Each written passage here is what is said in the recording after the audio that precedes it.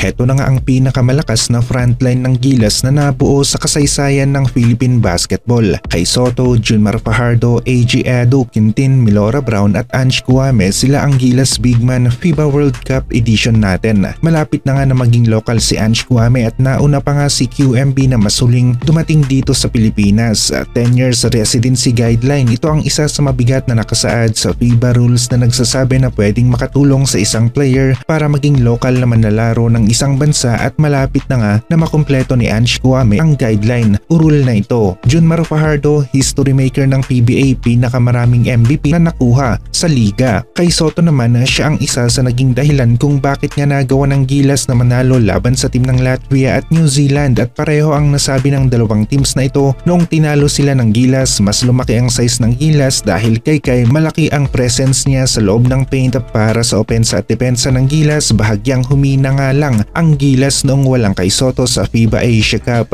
Pero ngayon na malapit na nga ang muling pagbabalik ni kay Soto sa Gilas lineup ay nakakatiyak tayo na lalakas na naman ang Gilas sa loob ng paint. Iba pa rin ang presence ng isang 7-footer kumpara sa pangkaraniwang mga 6'10 na mga big man. Mas madaling mapasahan ng lob passes ang isang 7-footer para sa mga alley-oop plays dahil nga sa kanyang tangkad. QMB, nakita natin na pinag-uusapan na rin ng ibang teams dito sa Asia at napansin nga nila na marami sa mga Gilas players ay nag-opt out o hindi na muna sumali sa PBA draft o hindi na muna maglalaro sa PBA. Isa na si QMB sa mga players na kanilang tinutukoy. Diretsuhin na natin, mahina para sa Gilas ang team ng Guam. Aminado si Jericho Cruz sa bagay na ito at 2% nga lang ang kanilang chance na manalo laban sa Gilas. Galing na mismo kay Jericho Cruz yan. Alam na alam rin niya na talagang sila ang dihado sa matchup na ito, Gilas laban sa team ng Guam. Magandang pagkakataon ito para kay QMB na ipakita kaagad ang kanyang Gilas level na laro habang wala na muna si Kai. Pero usapang Kai, tignan natin, baka umabot nga na makapaglaro sa first window ng FIBA World Cup Asian Qualifiers. Sa atin naman, sa timeline na nakita natin na ginagawa ni Kay Soto sa kanyang recovery stage ay ang estimate natin na kung saan maglalaro na nga siya ay sa last week ng Disyembre, kung hindi naman kaya ay sa January. Estimate lamang natin ito pero pwede pa rin na ma-extend ang recovery time ni Kai, depende sa kanyang doktor at kay Kay Soto na mismo dahil mas alam niya ang sinasabi ng kanyang katawan. Ang mahalaga ay hindi nagpapabaya si Kai sa kanyang rehab. Nasabi nga rin ni JB na iba talaga kapag merong Kay Soto sa loob ng paint.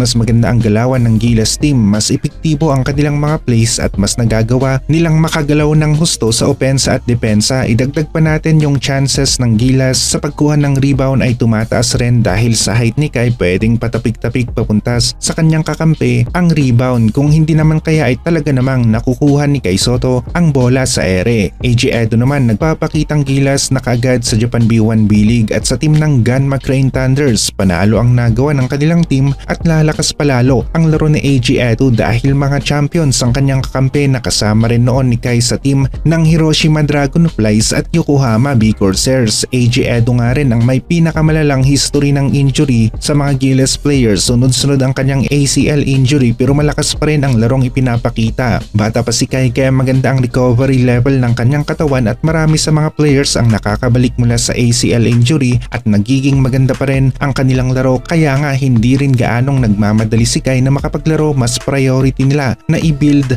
sa pinakamatibay na kalagayan ang kanyang tuhod bago ito bumalik sa hardcourt.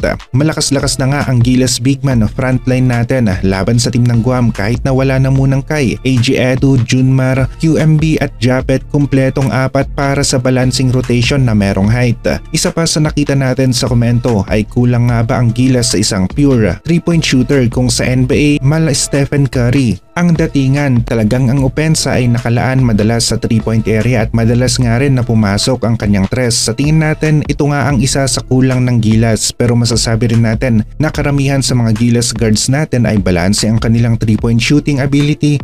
Wala nga lang sa level na talagang yung parang Stephen Curry ang datingan at sana magkaroon tayo ng ganitong klase ng players sa hinaharap dahil solid na nga ang frontline natin. Kailangan naman na napaangatin natin ang lakas ng Gilas sa 3-point area kaya sa opensa. Kapag nagkaroon ng isang solid shooter ang Gilas at sa lakas nga ng ating frontline, downloading na sina Kai Sotto at Ange Kouame, papalapit ng papalapit ang araw ng kanilang paglalaro ng magkasama para sa Gilas. Tapos meron pa tayong QMB at AG Edo, ay talaga namang maganda ang chance natin na makalusot sa FIBA World Cup Asian Qualifiers at may laban pa tayo sa FIBA World Cup na mismo.